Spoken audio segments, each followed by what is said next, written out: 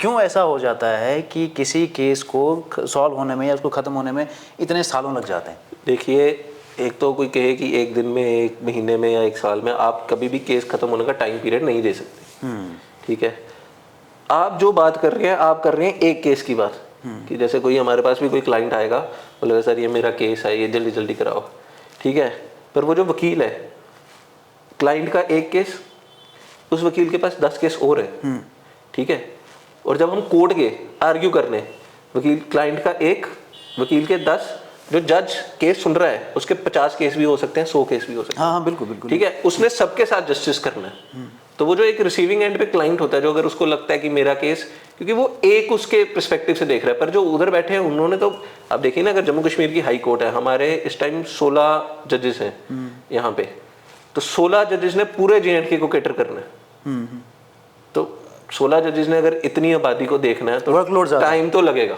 आप ये कह रहे हो वर्कलोड ज्यादा है, और इसी वर्कलोड को देखते हुए अभी रिसेंटली जम्मू कश्मीर में जजेस की स्ट्रेंथ भी बढ़ाई गई है। अब 16 से 16 से 25 कर दी गई है। पहले अगर 10 जजेस से 10 से 16 हुए तो केसेस चल रही हैं, केसेस आगे। देखिए, केस एक स्टेप बाय स्टेप प्रोसीजर है, मतलब एक एक करके आपने सीढ़ी चढ़नी है। आप ये नहीं सोच सकते कि आपने पहले दिन ही केस फाइल किया तो अगले दिन उसका डिसीजन आएगा। आपने केस फाइल किया, आपने उसके जो दूसरी पार्टी ने उसका जवाब दिया, स्टेटमेंट्स हुई, आगे कोर्ट ने उसमें मुद्दे देखने, इश्यूज बनाने हैं, क्या हुआ, उसके बाद उस पर एविडेंस आपने देना है, एविडेंस के बाद आर्ग्यूमेंट्स होगी, तो फिर वो आर्ग्यूमेंट के बाद कहीं जाके कोई फैसला आएगा। तो इस सब प्रोसीजर में टाइम तो लगता है, और क्योंकि कोर्ट में इतना काम है तो डेट्स भी मिलती हैं।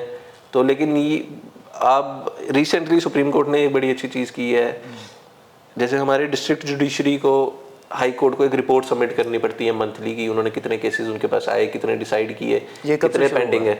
ये तो काफ़ी देर से है। रिसेंटली लास्ट वीक ही अब सुप्रीम कोर्ट ने एक और ऑर्डर इशू किया है कि जो हाई कोर्ट्स है, हाई कोर्ट्स भी ऐसी एक मंथली रिपोर्ट बनाएंगे सुप्रीम कोर्ट को, और सुप्रीम कोर्ट को सबमिट करेंगे कि उन कितने केसेस आए, किसमें कितने क्या क्या प्रोसीडिंग्स हुई, कितने डिसाइड हुए, क्या।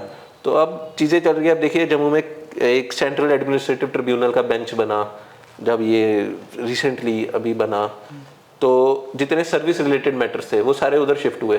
तो वहाँ पे शायद 50, जब मैटर्स गए थे तो 50,000 के आसपास मैटर थे, 2020 की बात है। तो आज की डेट में मुझे लगता है वहाँ पे 7 या 8,000 होंगे। उनमें अब नए मैटर भी जो फाइल हुए वो भी हैं और पुराने खत्म हो गए। तो काम हो रहा है, ऐसा नहीं है काम नहीं हो रहा, पर वो एक जिसका एक केस है और जिसके पास 1000 केस है, तो वो तो डिफरेंस ना, मैं समझ गया।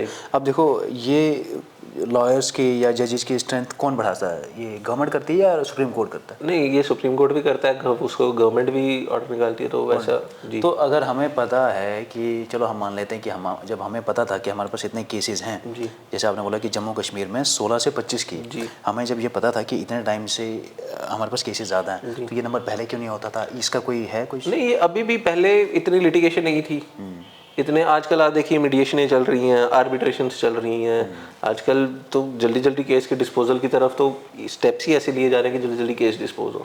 तो पहले किसी ने दूर दराज से आना वो भी पॉसिबल नहीं होता था, क्योंकि कोई गांव में रह रहे, इतनी कनेक्टिविटी नहीं थी। आजकल तो इंटरनेट का ज़माना है, वर्चुअल हियरिंग्स का ज़माना है। आजकल मैं जम्मू बैठे बैठे सुप्रीम कोर्ट में केस कर सकता हूँ वर्चुअली, या कोई डोडा बैठे बैठे जम्मू हाई कोर्ट में केस कर सकता है वर्चुअली।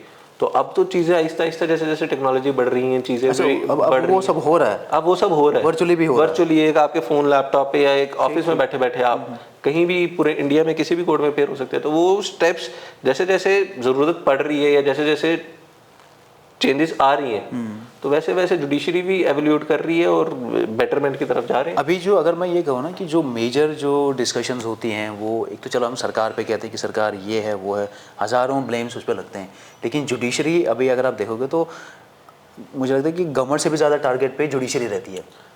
एक तो कोर्ट्स ये हैं, बहुत सारे की जजेस की छुट्टियाँ बहुत ज़्यादा हैं, उस पर सवाल उठते हैं कि अगर वर्कलोड ज़्यादा है तो उनकी स्ट्रेंथ बढ़ाते क्यों नहीं है। ये सब चीज़ें भी हैं। देखिए, ये जो कुछ पॉलिसी के जो मैटर होते हैं ना, अब कई बार कोशिश की जाती है कि जुडिशरी पे प्रेशर डाला जाए, या वो तो जो भी सरकार होगी वो चाहेगी कि हमारी मर्जी से डिसीजन आए। हाँ, तो वैसा वो जब नहीं हो पाता तो उसके बाद ये चीज़ें चलती हैं।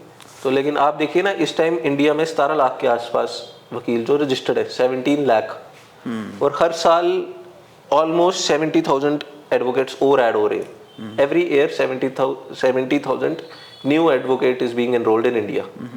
तो जिस हिसाब से अब इतनी तादाद से केसेस तो बढ़ नहीं रहे, तो वो चीज़ें तो वो टाइम के साथ या हर चीज़ आहिस्ता आहिस्ता मैनेज हो रही है।